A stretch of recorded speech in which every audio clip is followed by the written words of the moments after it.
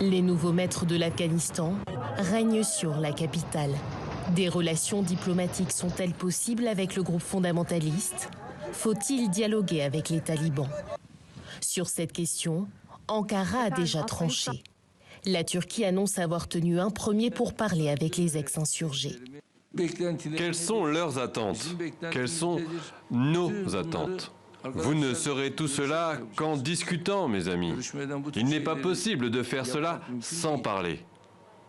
Dans ce sens, si vous parlez de diplomatie, il faut expliquer ceci. Qu'est-ce que la diplomatie? Eh bien, la diplomatie, c'est ça.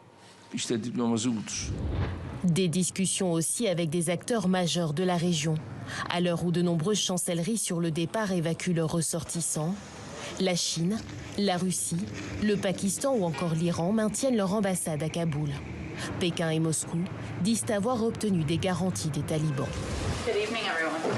De son côté, le camp occidental est divisé. Les États-Unis veulent rester prudents. Le Canada, incrédule face aux promesses de paix et d'apaisement, a fermé la porte au dialogue. Le Canada n'a aucun plan de reconnaître les talibans comme gouvernement d'Afghanistan. Ils ont pris le pouvoir par la force d'un gouvernement dûment élu et ils sont reconnus pour être un organisme terroriste. Mais pour la chancelière allemande, il est indispensable de dialoguer avec le régime pour préserver les acquis de l'OTAN dans le pays.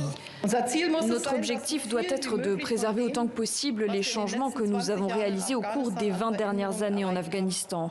La communauté internationale doit aussi dialoguer là-dessus avec les talibans. Jusqu'où le dialogue peut-il aller avec les talibans?